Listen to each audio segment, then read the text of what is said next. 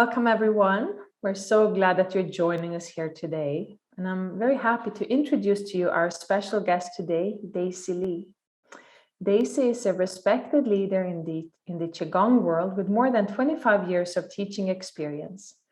She is the founder and principal teacher at Radiant Lotus Qigong and has been a special guest lecturer at hospitals, schools, women's clinics, senior centers, and many online summits.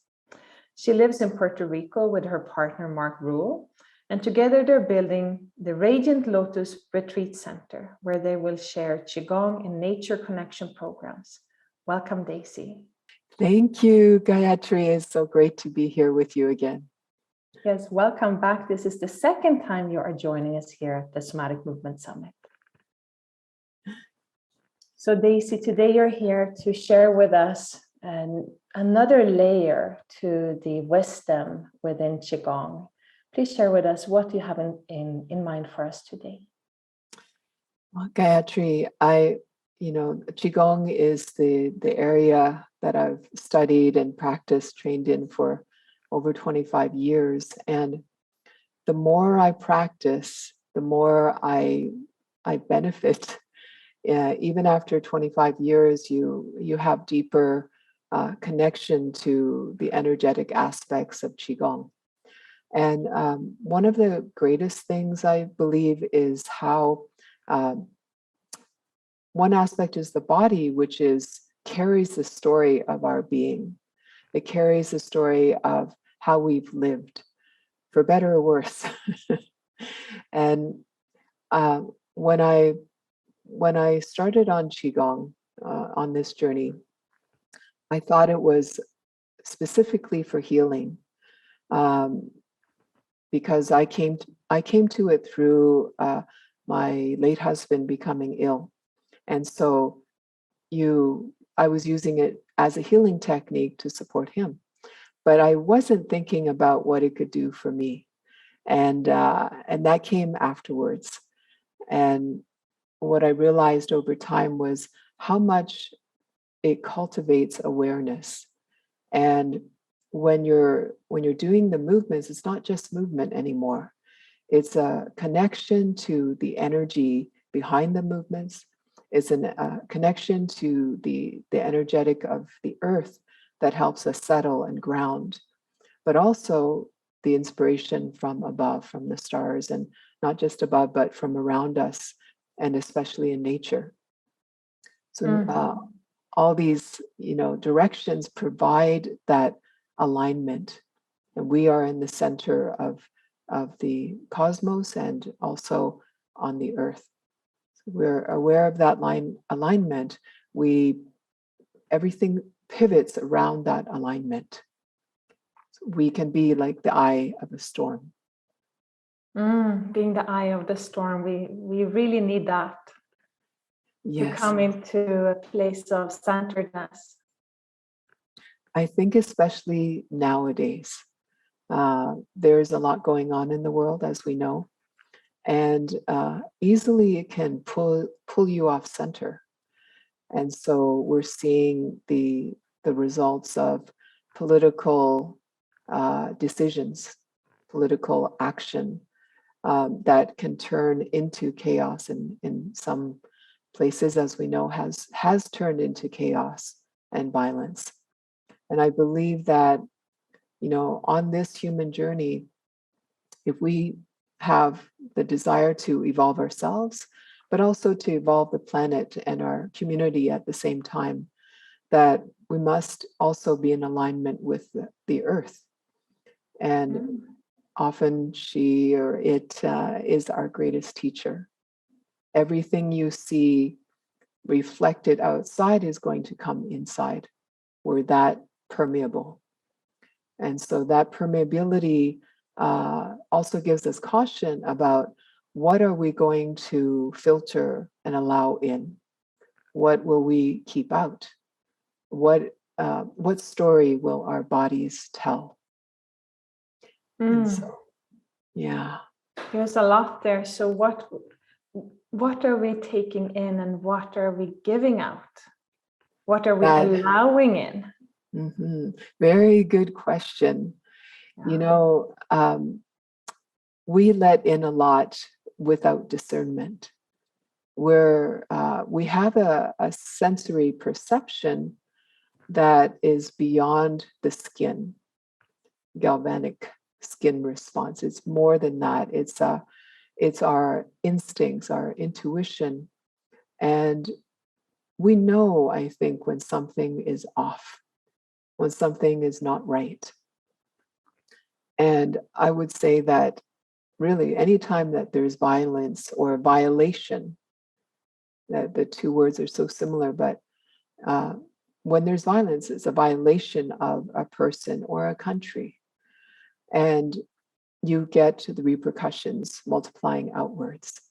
So Qigong helps us to become more multidimensional in the sense that we're not only focusing on ourselves. The body tells a story, so we do have to come in, of course. But if we are going to be more discerning or careful about what comes in, then there is greater fuel for the body. If you're constantly taking in negativity and emotional situations that derail you from finding that peace, then you will be what I call in horizontal alignment. That means horizontal alignment means you'll be flat on your back or flat on your face. You'll be teetering. Yeah. So they see this interconnectedness, or you said with Qigong, we become more able to sense, right? Yes. You said we have a deeper sense of when there is violence or someone or something is being violated. We are empathic beings. We are resonant beings. We can feel this. Yes, so I think this is really underestimated, because this is this perhaps one of the intelligences that we may awaken in humankind, so that maybe there is then less violence. I mean, if I can feel that violence is happening, or that maybe it's me, I am being violent towards someone, and then if I can feel that I have that impact, I'm able to adjust. But if I don't feel it, I have no relationship. Right. And that is partly awareness, which can be grown. But it's also, I would say, that partly how we're raised and how we grow up in our family system. And so when there is a situation where the upbringing is compromised because there is a lack of love, usually that lack of self-love is what creates a lack of love for children in the family. And so it proliferates, and the morphic field, the field outside the body, is in a sense contaminated with that energetic. So it's very interesting what you're saying, Gayatri, because yes, we definitely have this interconnectedness that supports life or doesn't support life. And so when you don't tune into that sense and you become numb, and this is the danger of violence too, is that you can become numb to it. If you are constantly hit or constantly beaten or yelled at, you tune out just as a form of self-preservation. So how do we bring that back? And that is the opportunity within Qigong as well. It's not just a beautiful physical practice where you're stretching and opening the joints in the body, synchronizing the breath, becoming aware, using the mind's awareness to bring you back to center. When there is an infusion of the wrong types of energy, and it's constant, it's perpetuated, it becomes a chronic situation, then it's really hard for people who grow up that way to decipher what is correct, what is balance, what is peace. You might be in this fight or flight or freeze type of response in the body that you're so accustomed to that that you think that that's healthy. You don't know what healthy might be until one day you feel a sense of peace. You might be in the forest, in nature, or in the ocean swimming. I'm not such a great swimmer, so I shouldn't use that analogy for myself. But for me, it's it's in nature, in the garden, in the forests.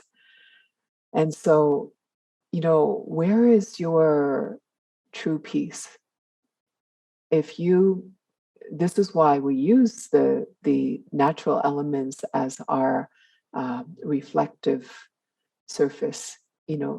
That tells us a great deal. When we're in an environment that's not healthy, we have a feeling of closing down in the body, or a feeling that we might run away because we don't want to be in that environment that makes us agitated, right? And so nature is the peace builder. I've always found that when we're in nature, yes, we can see the intense waves, but intensity is different than overpowering, in the sense that, nature's intensity, we can learn from that intensity. There's a kind of natural movement in nature that goes in a spiral, runs its course, and then comes to peace. If we were perpetually in that, if a tornado was constant, there was just a tornado here in another part of Puerto Rico a couple of days ago.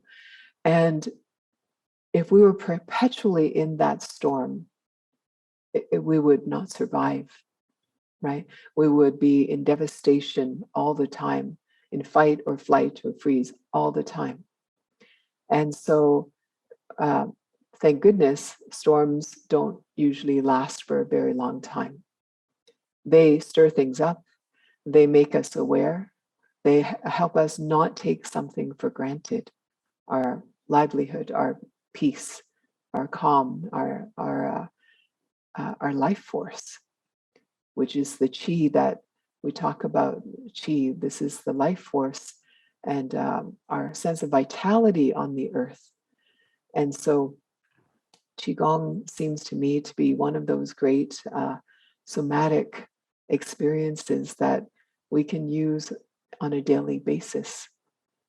Yeah, because we synchronize the breath with our movements, with this opening and closing down. And it's this dynamic of this breathing in and breathing out, expanding and contracting, which is very reflective of the earth itself. Yeah. Thank you for all of that, Daisy. And so, what is the relationship between the body and the elements? The relationship of the body and the elements, there is definitely a correlation in how we relate to nature. When the patterns and cycles of nature around us are moving, like from one season to another, it affects our bodies intimately. And so that's why storms, when we feel either a solar storm or like a hurricane, a windstorm, our natural inclination is to hunker down, to close down our bodies, to protect. But after the storm is over, we open. We go out to see what has happened. We hope for sunshine and peace again. And the elements, are circulating all the time. There's a predominant element in each season, for instance. And so naturally, when you're coming into spring and summer, you feel an aliveness that is contagious. You want to grow, you want to expand, you want to feel what the air is around you. You want to breathe in fresh, clean, growing air, something that's alive and nutritious. And, not contrary, but as it evolves from season to season, you come to winter, everything starts to settle. And there is a tendency to want to just go into hibernation and feel that sense of peace, and take that time to really introspect and rejuvenate in a different way. As even our eating patterns change, we might have more warming soups and root vegetables that kind of help us ground and, go into our comfort zone. And so you'll see in Qigong that we follow these patterns of nature. And, right now I'm working in my garden a lot. And,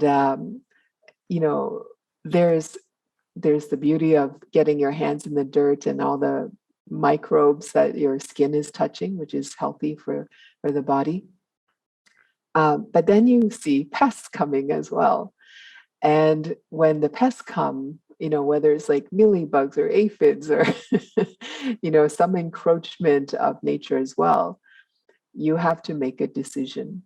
What will you do to create balance in the garden? And the same question comes to you.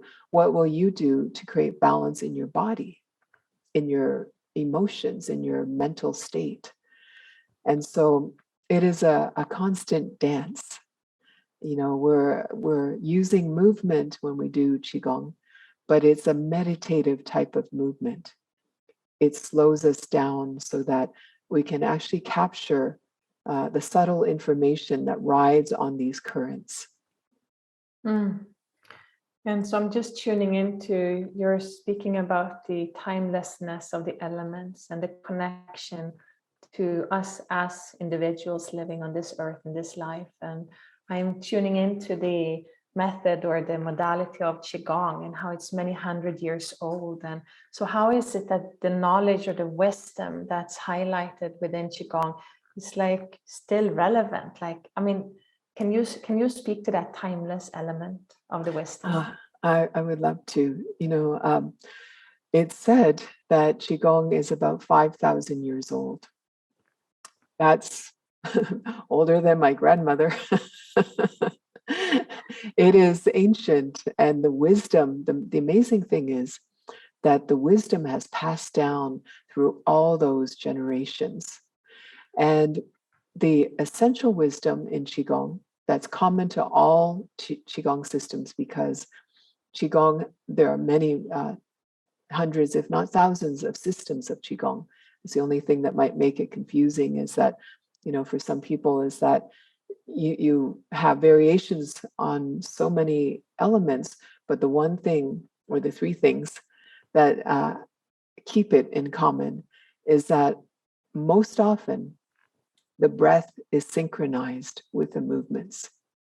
Yeah, there is the understanding of, when we move in sync with our breath, it's as if we are moving in synchrony with nature. We're using our own natural breath, not your teacher's breath, or not your colleague's breath beside you who is learning Qigong. You might have a different lung capacity, so you move differently. But overall, the opportunity is to expand and elongate as well as deepen the breath. And so those qualities, when we do that, we're able to come to peace and calm a lot easier and faster. So there's greater ease in the body. And it's not about trying, because when we try or strive too hard, we end up actually contracting. And so it's an easy, slow, long, deep breath, smooth breath. And even if at the beginning you don't start that way because you might have some trauma in the body that needs to be worked on, over time you will start to develop that long, easy breath. And that is the first thing. The second thing is the mental awareness. Some people, use visualization to help with the awareness. We can call it intention at times, but even holding on to intention too strongly creates a stagnation. So it is really more of an attentiveness to your breath, to where and what things are happening in the body on the subtle levels. It's like we're really tuning in inside. Something from the outside comes in like a strike or impact. emotional impact, can be a physical strike. So what does the body do? It's not just, if you really listen and use your observation skills and your listening skills, an inner listening, you can actually feel on an even deeper level what is happening. The body, yes, immediately presses out to meet the impact and protect against bruising, for instance. But beyond that aspect, you can start to feel, oh, it's actually there's flow there to bring energy, bring all the healing fluids and hormones to that site. And so many things are happening. And as you go into the subtler realms, you'll start to feel these, instances of healing that's happening in the body. So the mind, the breath, and often movement. And when we talk about movement, even if you are in a wheelchair, for instance, your alignment is the key. One time I had taught a gentleman in a wheelchair. He was an actor, and interestingly, his body was shrunk. You see how much me just letting go of my spine has shrunk me? And yet when I gently draw upwards with that golden thread, we use this visualization, this golden thread attached to a star in the sky that's unique to you, your soul star. And then everything else dangles from that point. And whether you're seated or standing, your alignment changes. So you're not ramrod straight, everything comes up too high, but the shoulders relax, the spine relaxes, and yet there is this vertical alignment. And so what happens when you do that, when you straighten your body but not become rigid? More air comes into the lungs. When you breathe in, you can fully fill the lower lobes of the lungs, not just the top half. And so with that comes increased circulation. So that is good for people who have diabetes. That's good for people who are constantly sitting at the computer. All these things, these elements of Qigong are pivotal to all Qigong systems. From there, the movements can vary. And, the system that I wanted to talk about today, the Wuji Hundun Qigong, that's not 5,000 years old, it's over 800 years old. And that's the system of my teacher, Master Duanzhi Liang. He lived to 107, passed away in 2017. And so his system is really fascinating because not only because of that lineage that was carried from one generation to another, but it was used to protect. It was both a martial system as well as a healing system. And his belief was that if you got hurt in battle, in a field battle, which they had back then you and your friends or your colleagues fell or got felled, you would have to know what to do to bring them back. You would have to know how to revive them and help them repair. So that's why his system is very unique. Mm-hmm. Wonderful, Daisy. So would you guide us through that practice now? Yes, I can. If you would like to see, I will share the first movement with you called Zhao, and that means sunrise. So in his system, there's 18 movements, and I'm going to share the first movement, and it's about greeting the day with vitality and positivity, with hopefulness and a sense of light and yet groundedness. And so let me share that with you now. All right. So this movement is called Zhao, which is sunrise. And this is Master Duanzhi Liang's first movement of 18. We're aware of our alignment. Yeah, just like roll your shoulders back a little bit first. And I think what I'll do is I'm going to center myself. There's two ways to do that, but we usually start with our feet together. So I'm going to do that version rather than stepping across. Once you feel the groundedness through your feet and the top point of the Bai Hui point connected to that soul star in the sky, we come back into the center of the body at the lower dantian. And notice my fingers are facing each other. Yeah. The elbows around. It's not like I'm pressing so hard that I cause strain in the elbows. Just allow the elbows to soften. But the palms are pressing, and the fingers are pressing into the earth. Notice there will be a stretch in the palms and in the inner part of the arms. From here, just feel that for a moment. And we're going to rotate. Yeah, this is the initial part of the movement. So you're starting here facing the center of the body with the fingertips, rounded elbows, not too straight or locked. And then from the pinky to the ring finger to the middle finger, index finger and thumb, all the way out, right? Now, let's try that one again. Relax, shake it out, and gently press with the palms, not the elbows. Turn out one finger at a time until they reach the sides of the body.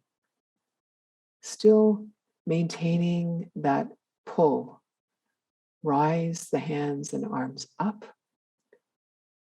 shoulder height above, coming all the way up. Palms are facing forward, still upstretched. And now the fingertips touch. From here, I'm going to rise on my balls of my feet and toes and gently draw upwards even longer. Feel the stretch on the sides of the body. If you can't stay up, that's okay. Now we'll just lower and draw the hands down the center line of the body into the heart center.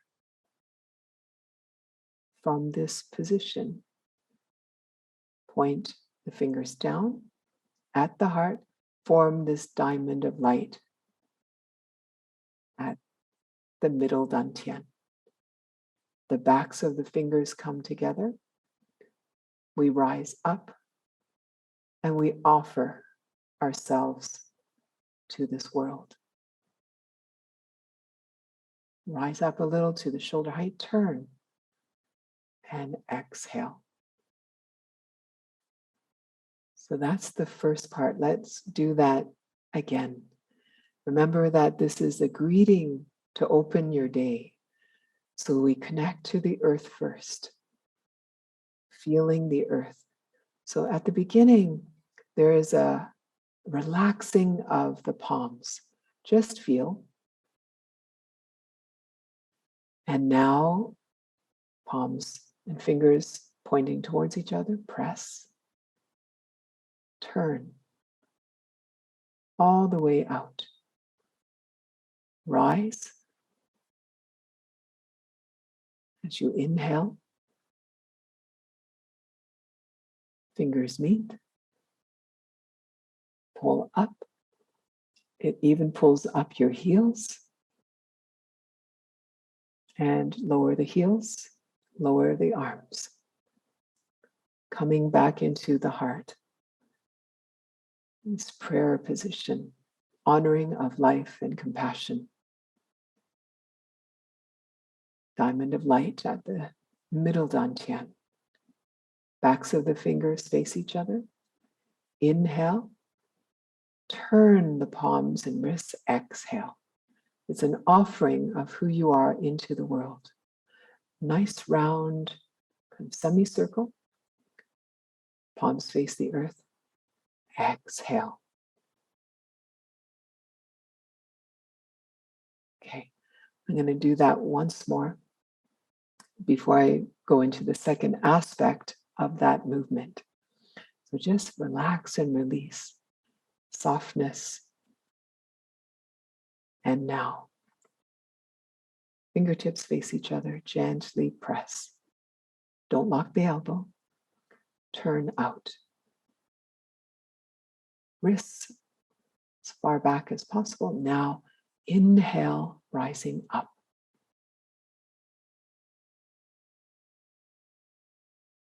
Fingertips touch. Exhale. Stretch. Lower the heels. Exhale down. Diamond of light. Index fingers and thumbs touching. Backs of the fingers briefly touch. Opening the heart, offering who you are into the world. Turn. Exhale. And now, second part. Right arm comes up. The fingertips touch the lung points. Lung 2 just at the clavicle, the little valley. And the left arm comes up. I'm doing the reverse image. And stimulate those points at the lungs.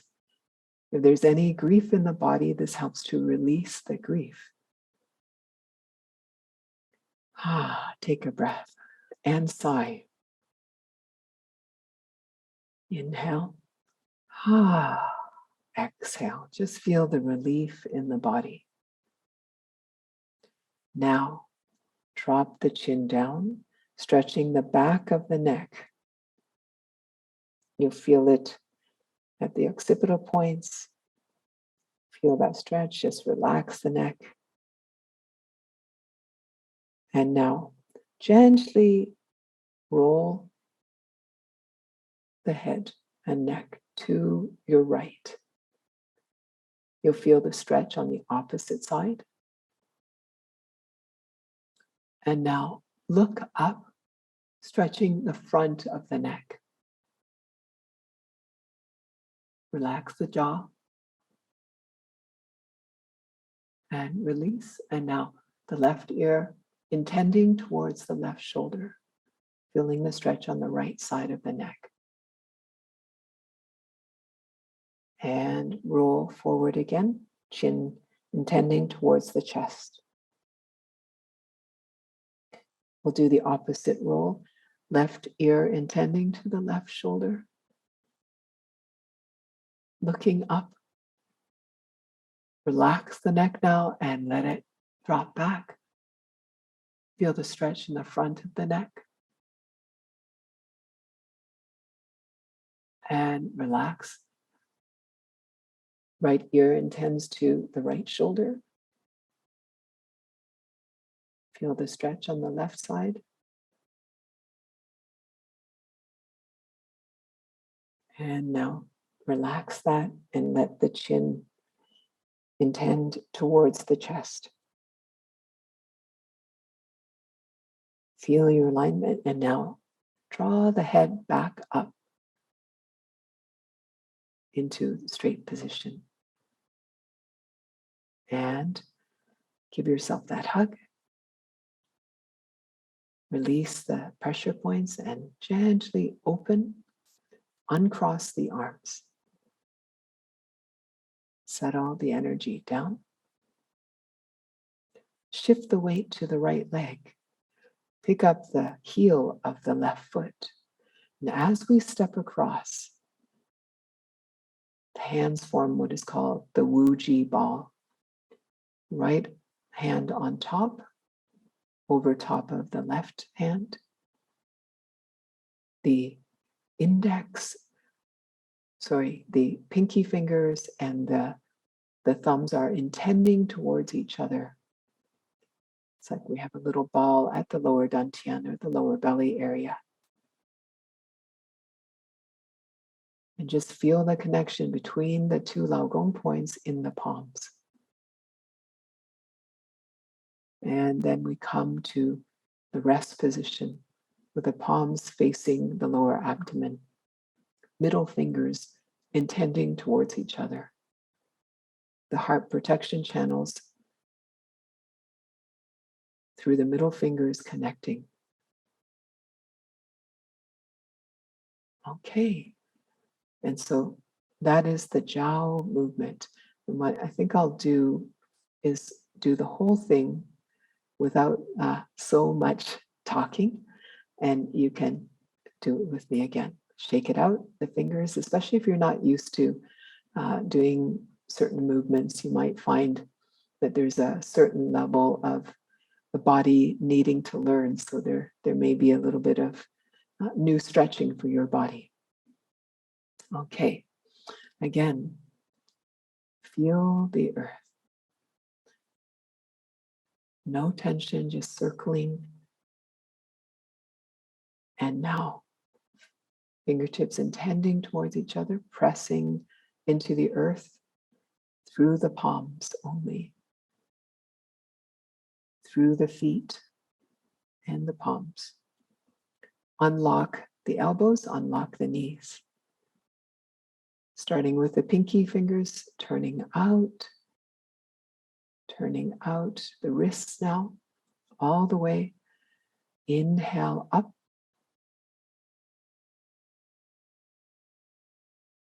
Palms together, pull upwards. Drop the heels as you lower the arms. Exhale down. Diamond of light at the heart center, rising the energy of the heart up and out. Turn. Exhale. Pressing the palms into the earth and then relaxing them by your sides. Right arm comes across the body, left arm follows. Fingertips touching the lung 2 point, acupoint, to help with relieving emotional stress, especially sadness or grief. Relax the fingers, drop the chin, stretch the back of the neck. Can roll around just a little. Gently intend the right ear to the right shoulder. Feel the stretch on the left side. Gently look up, stretching the front of the neck. Mouth and jaw relaxed, open. Relax. And now, left ear intending to the left shoulder. Feel the stretch. And relax the stretch. Drop the chin down again. Roll the opposite direction. Left ear, left shoulder. Body is still straight. Relax the stretch. Look up. Stretch the front of the neck. If you're ever worried about turkey neck, this is a solution. Relax the stretch, and now right ear, right shoulder. See the torso is straight, it's just the neck. And relax that. Drop the chin to the chest. Rise up the head. Open the arms. Uncross. Feel the earth. Relax the palms. Sink the weight into the right side. Pick up the left heel. Step across to your left. Form the Wuji Ball. And just stay in this position for a moment.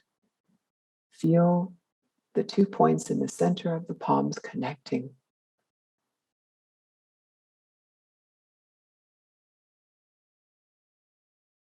And bring the fingers in. There's a buffer between your hands and the body now in this rest position.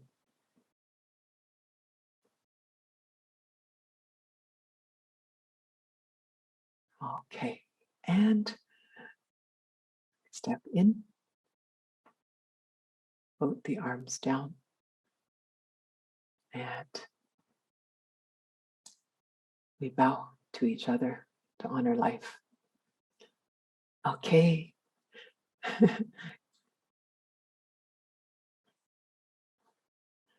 How is that for you, Gayatri? Oh, it was soothing for my soul. That is how I feel it. That was so, I like simple so that I don't have to think about what to do. And I love just following your movements. And I feel greater sense of circulation in my whole body. Great. I feel more connected throughout. And I love to watch your movements. They were like water. So that was very inspiring for my body. And thank you so much, Gayatri. So happy to hear that you feel that that sense of balance between heaven and earth, and also the circulation. I always feel so much circulation with that movement because we're actually opening the Lao Gong point. They call it the hard-working point or the labor point, and it's always holding people, touching things, and healing us, healing others. And so there's a reason that this Lao Gong point in the palms is so cherished and valued, and understood to be one of the key release and absorption points as well in the body. Beautiful. Yeah, I'm seeing images where they paint an eye on the palms. Yes, it's a sensing, right? Right. It's a one of the most incredible aspects of Qigong can be found in this point. When we go further along in our Qigong journey and we use it to heal others, we use Qigong to heal others, we're actually using this touch point where, and actually, I think parents especially or friends do it naturally because when they hold each other, they place their Lao Gong points. When they hug, they place their Lao Gong points over the other person. And just as a child who has fallen down and you place your hands over their injury, it immediately starts the healing process. It brings healing resources to that spot. Yeah, because our mind is already going there. Yes. So Daisy, our time is too short. It is. I can't believe it's already over. Me neither. We entered the timeless space. So now that we are coming towards the end of our session, is there anything else that you would like to share with the listeners and some maybe closing encouragement or something like that? Thank you, Gayatri, first of all, for having me here. And thank you to the audience for tuning in and listening to this program. I think it's so important that we learn about our bodies, learn about resources that are available to help us heal. Every time we heal ourselves, we help to heal those that are around us. And if we can keep peace in our body or find it, sometimes it's not immediate, we multiply that effect out in the world. And so enjoy that process and enjoy being alive in this incredible human body. Thank you so much for being here. And Daisy, when people want to study more with you, like me, I want to do more Qigong with you, where can they find you and what do you have coming up? Thanks, Gayatri. I have, in fact, I have a program coming up on Wuji Hundun Qigong. There will be a June 27th is when the program begins. It's a 7-week program. And but before that, if anyone, I don't know if they'll catch this in time, but I'll be teaching at Kripalu Center for Yoga and Health, and also at Omega Institute. But the main program that I'm doing is on the Shift Network, and that's the June 27th online program, if you can't make it live. Beautiful. And you also have a website, right? I do. It's radiantlotusqigong.com. Qigong is spelled Qigong, radiantlotusqigong.com. Or you can find me on Facebook. I'm often there doing some energy work with my students. Fantastic. Well, thank you so much for being here with us today, Daisy. Thank you, Gayatri. It's great to see you again. Yes, indeed. So, and thank you to everyone who's been listening to this wonderful session with Daisy Lee.